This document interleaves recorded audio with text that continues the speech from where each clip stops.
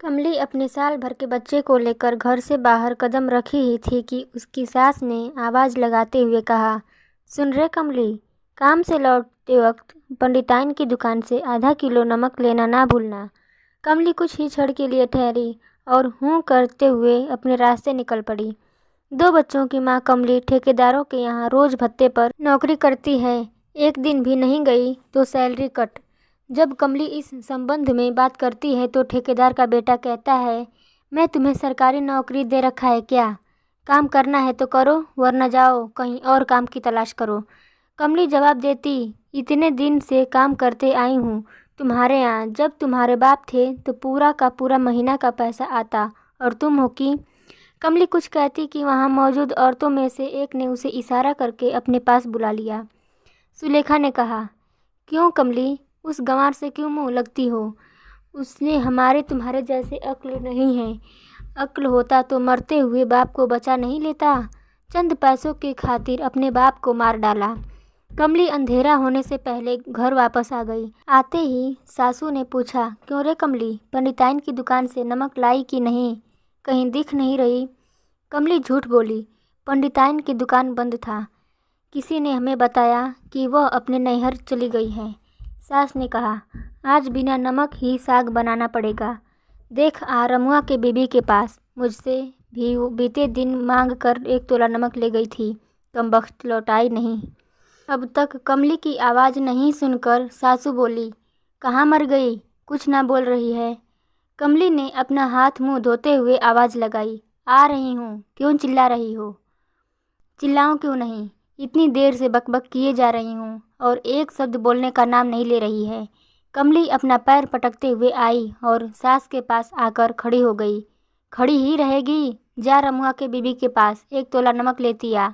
जल्दी कर, अंधेरा होने वाला है। जंगली जानवरों का आना शुरू हो जाएगा, सबके दरवाजे बंद हो जाएंगे। और हाँ देखना, कल मुँहा पी कर नशा में कहीं पड़ा हुआ है, खोज खबर करती आना। जंगल से कुछ ही दूरी पर एक छोटा बस्ती है जो धीरे धीरे गांव की रूप में विकसित हो गया है, पर एक दूसरे की झोपड़ी अभी भी कुछ दूरी पर बना हुआ है। कभी कभार इस गांव में बाघ और चीता अन्य जंगली जानवर आ जाते हैं। रास्ता भटक कर गांव की तरफ आते रहते हैं और लोगों की पालतू जानवरों पर हमला कर देते हैं। इसी हमले में कमली के ससुर मारे गए। समय पर इलाज की व्यवस्था नहीं हो पाया, जिसके कारण धीरे धीरे मौत के मुंह में चले गए थे। इस गांव से शहर 5 मील की दूरी पर है। जंगल के रास्ते से गुजरना पड़ता है। जिसके पास गाड़ी है वही महीने 2 महीने में एक बार शहर जाते हैं। ऐसे भला कौन शहर जाने में इतना बड़ा जोखिम ले उठाए? ये लोग कई वर्ष पहले औरंगजेब के डर से यहाँ भागकर चले आए थे। तब से यहीं इन लोगों का बसेरा हो गया।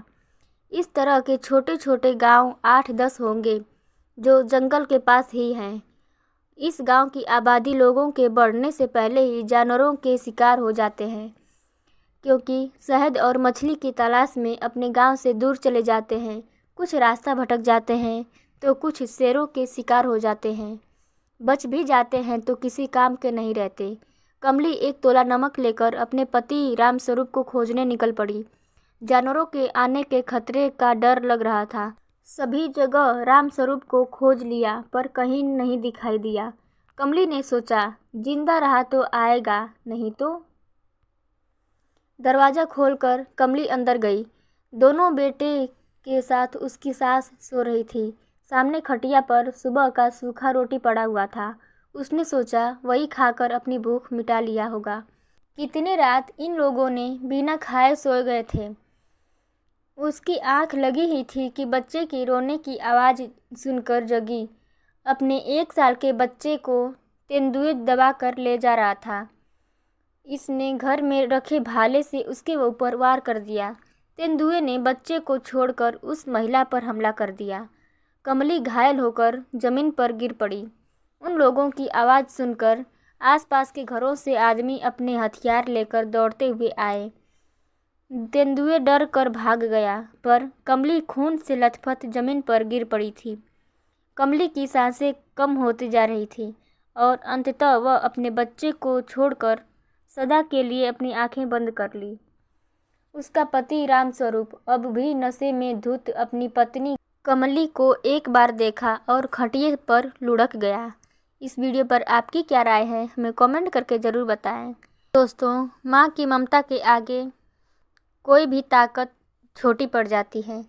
इस माँ ने अपने बच्चे को बचाने के लिए खुद की जान जोखिम में डालकर इस दुनिया से चली गई। तो दोस्तों, आप अपनी माँ को कितना रिस्पेक्ट देते हैं, कमेंट में मेंशन ज़रूर करें। Thanks for watching.